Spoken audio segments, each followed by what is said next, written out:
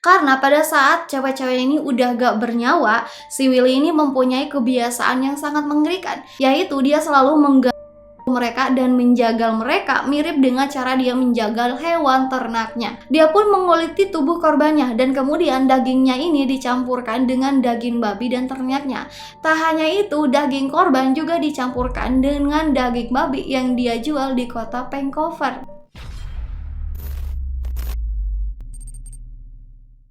Halo teman-teman, Assalamualaikum warahmatullahi wabarakatuh. Gimana kabarnya nih? Semoga semuanya sehat-sehat dan tetap semangat ya. Seneng banget bisa bertemu lagi bersama kalian. Nah, kali ini aku mau ngajak kalian untuk membahas salah satu kasus yang paling mengerikan yang pernah terjadi di Kanada sana, tepatnya di kota Vancouver. Kasus ini tuh bener-bener heboh banget sampai-sampai ngerasa warga yang ada di sana itu nggak tenang. Bahkan Menteri Kesehatan Kanada pada waktu itu sampai turun tangan untuk mengingatkan semua orang agar lebih berhati-hati lagi. Semua itu adalah ulah dari satu orang yang bisa dibilang benar-benar gila banget sampai-sampai menghebohkan satu kota, bahkan bisa dibilang menggegerkan satu negara. Penasaran kan gimana ceritanya? Mari kita langsung bahas ke dalam ceritanya.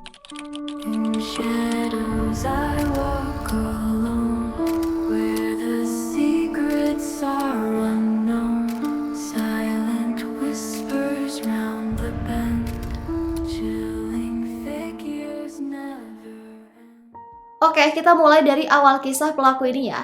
Jadi pelaku utamanya ini adalah seorang pria yang bernama Robert William Pickton yang biasa dipanggil dengan sebutan nama Willy. Nah, cerita hidup dari masa kecil si Willy ini adalah cikal bakal dari semua ini. Bagaimana dia tumbuh menjadi sosok monster yang sangat mengerikan. Willy ini lahir dan besar di sebuah peternakan keluarga yang cukup terpencil di daerah yang bernama Fort Whitlam, yang jaraknya sekitar 27 km dari kota Vancouver. Nah, buat kalian yang belum tahu nih, Vancouver ini adalah salah satu kota terbesar di wilayah British Columbia di Kanada. Di peternakan inilah Willy ini menghabiskan masa kecilnya bersama dengan keluarganya.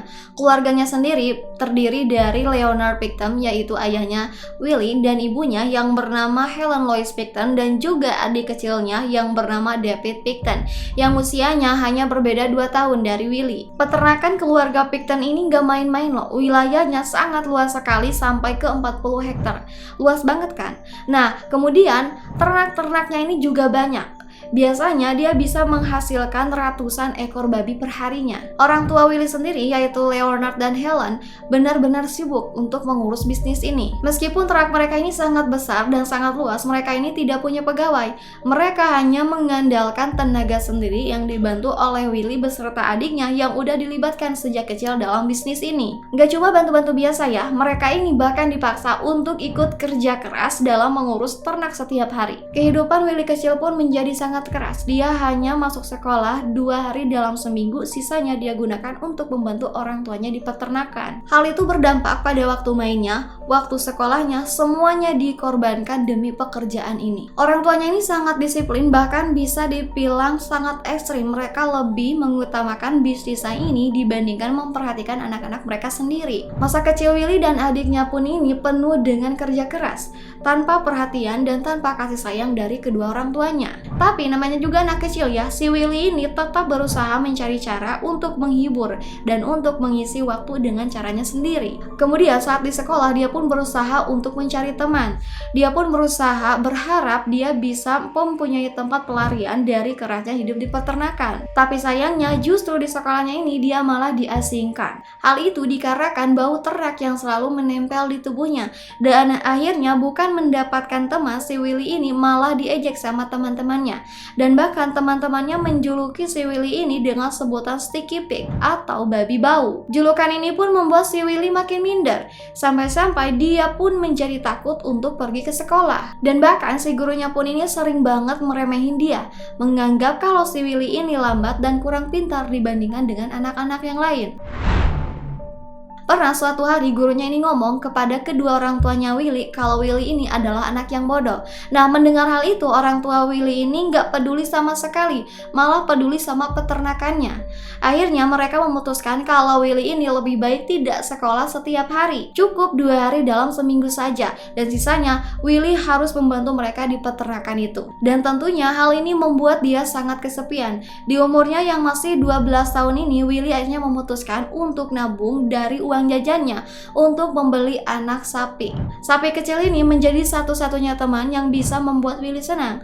Hal ini dikarenakan akhirnya dia mempunyai sesuatu untuk menjadi tempat pelarian dari rasa kesepiannya. Willy pun memelihara sapi ini dengan penuh rasa kasih sayang sampai anak sapi ini tumbuh menjadi besar. Tapi kebahagiaannya itu nggak berlangsung lama, karena suatu hari pernah si Willy ini pulang dari sekolah, dia langsung mendatangi si sapi itu, tapi dia tidak menemukan sapi itu sama sekali. Dan setelah dia mencari kesana kemari, dia baru sadar kalau sapinya itu sudah disembelih oleh ayahnya. Willy pun sangat kecewa dan tentunya dia sangat marah besar. Tapi karena ayahnya yang keras itu, dia malah memaksa Willy untuk memakan daging sapi tersebut. Willy pun gak berani untuk melawan karena ayahnya ini terkenal sangat keras. Karena hal itu Willy pun tahu sendiri, dia sering banget dipukuli oleh ayahnya dan bahkan ini dilakukan saat dia masih kecil. Sejak kejadian itu, Willy pun menjadi semakin pendiam dan terus-menerus merasa tertekan. Mengingat masa kecilnya ini yang sangat berat, penuh dengan tekanan dan kekerasan. Dan hal itulah yang membentuk karakter yang buas yang ada di dalam dirinya. Bisa dibilang inilah awal mula perubahan besar dalam hidup Willy yang nantinya akan membuat dia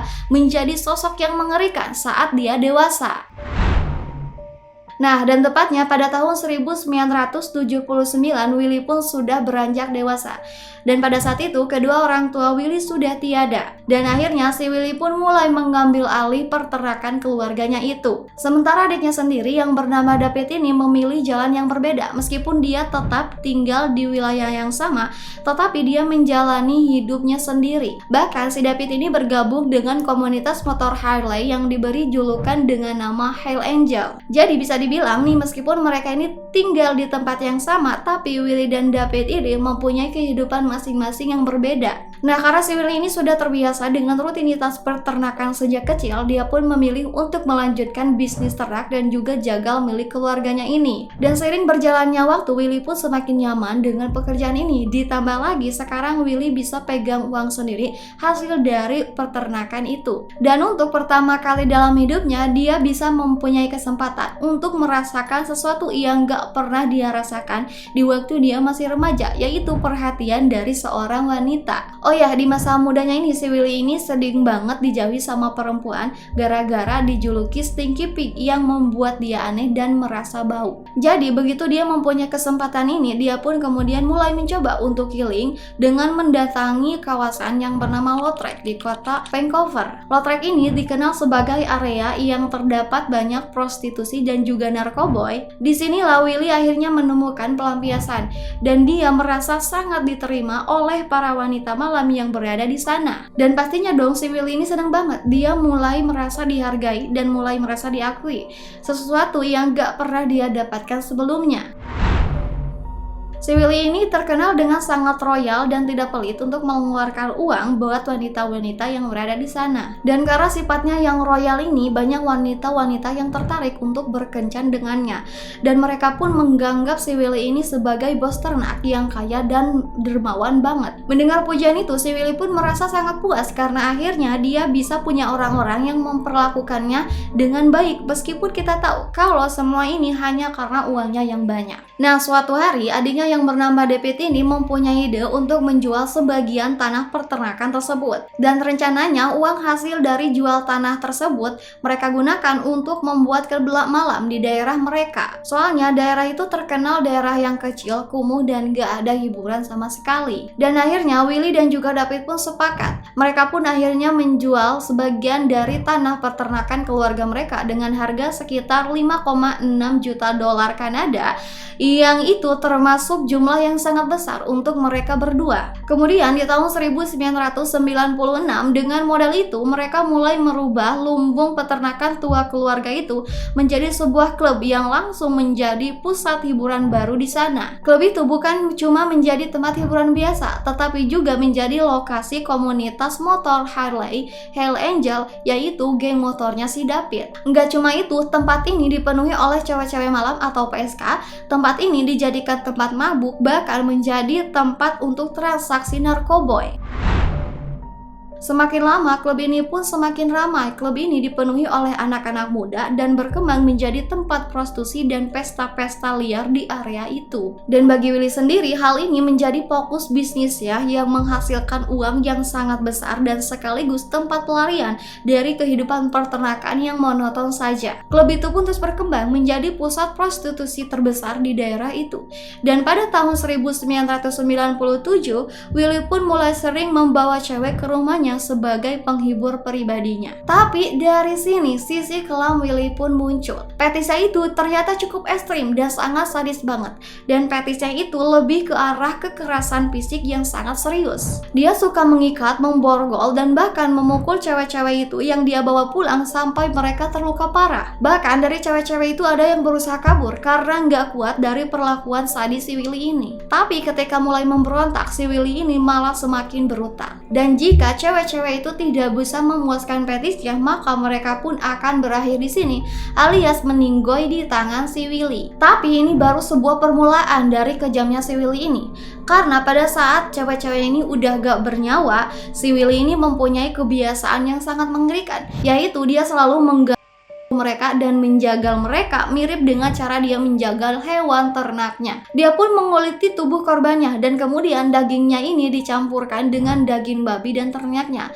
Dan semua itu kemudian dia jual sebagai makanan di klubnya. Dan yang lebih mengejutkan lagi, banyak dari pengunjung klub tersebut gak sadar kalau mereka ini sudah makan daging manusia. Dengan kata lain, mereka ini sudah menjadi seorang kanibal.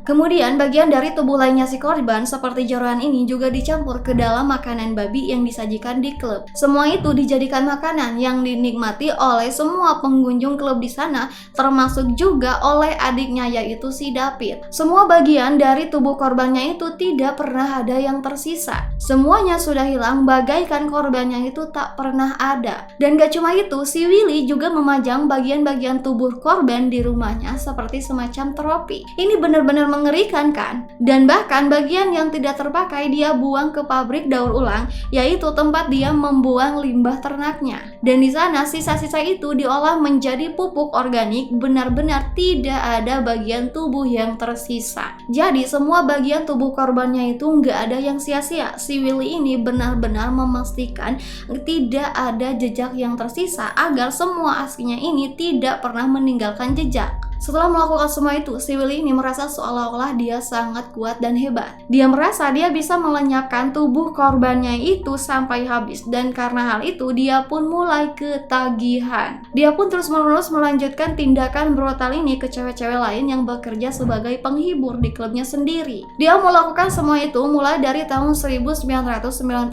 sampai 2001. Selama 4 tahun, Willy ini terus-menerus melakukan hal itu. Korbannya pun sudah berjumlah puluhan. Dia melakukan hal ini dengan sangat rapi, sampai-sampai tak ada satupun yang tahu dengan perbuatannya. Ketidakpedulian orang-orang di sekitarnya membuat si Willy ini menjadi semakin berani, seolah-olah dia bebas dari semua perbuatannya itu. Di sisi lain, banyak teman, keluarga, dan juga kerabat dari wanita yang hilang mulai melaporkan kejadian ini. Mereka bahkan melakukan unjuk rasa di depan kepolisian Vancouver menuntut agar kasus hilangnya wanita malam ini segera diselidiki. Namun pihak kepolisian tampaknya mengabaikan laporan-laporan mereka. Mereka menganggap kalau para PSK ini hidup liar dan sangat bebas sehingga hilangnya mereka sangat wajar. Memang kebanyakan dari PSK ini tidak terdaftar, tidak memiliki KTP atau identitas resmi, dan hanya dikenal dengan nama panggilan saja. Sebenarnya selama Willy ini melakukan aksinya ini, ada momen ketika dia hampir ditangkap oleh kepolisian. Kejadian itu terjadi ketika dia membawa seorang wanita penghibur yang bernama Wendy Esther ke dalam rumahnya. Awalnya mereka ini terlibat dalam hubungan yang biasa. Tetapi lama-kelamaan si Wendy ini sudah tidak tahan dengan fetisnya yang sangat ekstrim. Dan beruntungnya si Wendy ini bisa melawan, akhirnya mereka terlibat dalam perkelahian yang sengit. Dalam perkelahian tersebut, Wendy dan Willy ini saling melukai. Wendy terluka sangat parah, tetapi dia cukup kuat untuk melawan si Willy ini. Dia berhasil kabur dari si Willy meskipun tangannya ini diborgol. Beruntung pada saat itu ada seorang pengendara mobil yang lewat dan segera menolongnya. Pengendara itu membawanya ke rumah sakit Royal British yang berada di daerah Vancouver. Namun tak disangka si Willy juga dibawa ke rumah sakit yang sama untuk mendapatkan perawatan akibat dari tusuk di tubuhnya. Di sana Wendy punya kemeradian untuk langsung meneriakkan bahwa si Willy ini adalah pelakunya. Hal itu dibuktikan dengan borgolnya si Wendy yang berhasil dibuka dengan kunci yang berada di sakunya si Willy. Ini menjadi bukti kuat kalau si Willy ini adalah pelaku yang melukai Wendy. Dokter pun langsung menghubungi polisi. Nah, ketika polisi datang, Wendy dan Willy ini sempat ditahan. Tapi hasil pemeriksaan kesehatan menunjukkan bahwa si Wendy ini positif sebagai pengguna narkoboy. Mendengar hal itu, Wendy pun sangat panik dan akhirnya dia pun kabur dari rumah sakit tersebut. Dan otomatis si Willy pun dibebaskan karena tuduhannya itu sudah hilang. Jadi si Willy pun kembali beraksi seperti biasanya. Nah, melanjutkan kegiatan keji yang sudah dilakukan sebelumnya. Kemudian pada tahun 2002 ada seorang aktivis yang bernama Serena Asbowi yang sangat vokal meminta polisi untuk segera menyelidiki kasus hilangnya teman-temannya yang bekerja sebagai PSK. Dia terus-menerus meminta polisi untuk segera bertindak. Bahkan dia beberapa kali mengeluarkan ancaman kepada polisi. Namun tak lama dari situ akhirnya Serena juga dinyatakan hilang. Dan dari sinilah polisi pun mulai menyadari kalau kasus ini serius banget. Akhirnya mereka pun mengumumkan sayembara dengan hadiah sekitar $100 Kanada atau sekitar 1,1 miliar rupiah bagi siapapun yang memberikan informasi tentang pelaku di balik hilangnya banyak wanita itu. Sejak saat itu laporan-laporan pun terus berdatangan dan semua laporan kebajakan mengarah kepada Willy, sang peternak sekaligus pemilik klub malam. Ternyata sudah banyak orang di sekitar yang sudah mencurigai si Willy ini sejak lama, tapi mereka ini tidak berani lapor karena mereka ini takut dengan Willy. Awalnya mereka curiga karena wanita yang hilang itu seringkali terakhir terlihat di sekitar wilayah klubnya. Ada beberapa yang bahkan memperhatikan kalau wanita-wanita yang dibawa ke tempat tinggalnya itu tidak pernah muncul kembali. Bayangkan saja, Willy ini seperti bos besar di wilayahnya ya. Jadi wajar aja orang-orang sekitarnya merasa takut sama Willy ini. Nah, karena orang-orang di sana mulai berani dan mereka tergiur dengan hadiahnya, mereka mulai melaporkan Willy. Dan kemudian penyelidikan pun mulai mengarah kepada Willy. Tapi pada saat itu polisi masih belum memiliki banyak bukti yang kuat untuk menangkap atau menggeledah rumahnya. Namun meskipun begitu, polisi ini tetap harus menggali informasi dari orang-orang yang sering berhubungan dengan Willy, termasuk dengan supir truk yang bekerja di ternaknya. Nah, si supir truk ini memberikan informasi yang sangat penting. Dia mengatakan bahwa dia pernah melihat senjata ilegal yang berada di rumah Willy ini. Nah, karena informasi ini, polisi berhasil mendapatkan surat izin untuk penggeledahan. Awalnya sih tujuan mereka melakukan ini untuk menyita senjata ilegal itu. Dan ketika mereka menggeledah rumah si Willy, mereka pun menemukan sesuatu yang lebih dari yang mereka duga. Di sana, selain senjata ilegal yang ditemukan, mereka juga menemukan barang-barang berharga milik wanita yang hilang, termasuk obat asma milik Serena, seorang aktivis yang vokal dalam mencari teman-temannya yang hilang. Temuan ini saja sudah cukup membuat polisi ini merasa sangat ngeri. Tapi yang bikin mereka ini benar-benar terkejut, bahkan ada dari beberapa mereka yang sampai muntah-muntah, yaitu ketika mereka menemukan sebuah wanita di dalam freezer di rumahnya si Willy ini. Mereka juga menemukan tulang kering dan beberapa bagian tubuh lainnya yang ternyata dipajang di rumah si Willy ini. Dan satu hal lagi yang bikin merinding, mereka menemukan kasur lembab yang bau busuk. Ternyata kasus ini menyerap banyak sekali darah. Bayangkan teman-teman, situasi yang harus dihadapi oleh polisi saat itu. Ngeri banget kan? Setelah melakukan penggeledahan di rumah Willy, polisi pun menemukan banyak DNA yang berbeda yang menunjukkan bahwa ada banyak korban di balik semua ini. Totalnya ada 64 wanita yang dinyatakan hilang sejak tahun 1997 sampai 2002 dan semua tanda-tandanya mengarah kepada si Willy ini sebagai pelakunya. Yang menariknya, ketika diinterogasi, si Willy ini sampai lupa siapa saja nama-nama korbannya. Dia bahkan tidak bisa menghitung berapa banyak banyaknya wanita yang sudah dia habisi. Ini menunjukkan betapa banyaknya korban yang sudah dia habisi. Akhirnya si Willy ini ditahan dan dijebloskan ke dalam penjara sementara. Dan di dalam penjara itu dia bergaul dengan narapidana lain. Dan kemudian ada satu napi yang akhirnya menjadi teman akrabnya si Willy ini. Selama di penjara, si Willy ini mulai curhat tentang apa yang dilakukannya selama ini kepada semua wanita itu. Namun tanpa disadari, temannya ini adalah seorang polisi yang menyamar dan berusaha untuk menggali informasi mengenai kejahatan yang sudah dia lakukan. Berdasarkan pengakuannya sendiri, si Willy ini tampaknya lupa berapa banyak korbannya. Dia memperlakukan korbannya ini seperti ternak. Tubuh wanita yang dia habisi habis tanpa tersisa, dan bahkan menjadikan bagian-bagian tubuh mereka menjadi makan pakan untuk babi ternaknya. Tak hanya itu, daging korban juga dicampurkan dengan daging babi yang dia jual di kota Vancouver. Ini terjadi sejak tahun 1997, dan selama 4 tahun itu daging yang beredar ternyata terkontaminasi dengan daging dari para wanita yang hilang. Dampaknya dari temuan ini sangat besar, sampai-sampai Menteri Kesehatan Kanada terpaksa menarik semua daging babi yang beredar di kota Vancouver. Berita tentang kasus ini mengguncang seluruh masyarakat, dan bahkan media lokal di Kanada memilih untuk tidak memberitakan lebih lanjut karena dianggap memalukan. Namun di sisi lain, media internasional ini langsung meliput berita ini dengan cepat, membuat kasus ini menjadi berita internasional yang menghebohkan. Dan situasi ini benar-benar mengubah cara pandang banyak orang terhadap isu-isu kejahatan dan keamanan. Akhirnya Willy ini jatuhi hukuman penjara seumur hidup dengan kemungkinan bebas bersyarat setelah menjalani hukuman selama 25 tahun. Namun sampai sekarang dia masih berada di dalam penjara, dan banyak orang yang menganggap kalau hukuman ini terlalu ringan untuk seseorang yang terlibat dalam hilangnya 64 wanita dengan cara yang sangat brutal. Nah teman-teman, gimana pendapat menurut kalian? Boleh kalian tulis di kolom komentar pendapat kalian supaya kita bisa saling berbagi. Kalau kalian punya kasus lain yang lebih gila dan lebih epic dari kasus ini, jangan ragu untuk request. Nanti aku akan baca, dan kalau menarik aku akan bahas di konten-konten selanjutnya. Nah mungkin pembahasan kita di video kali ini sampai sini dulu. Sampai jumpa di cerita-cerita berikutnya. Terima kasih karena kalian sudah menyimak. Wassalamualaikum warahmatullahi wabarakatuh.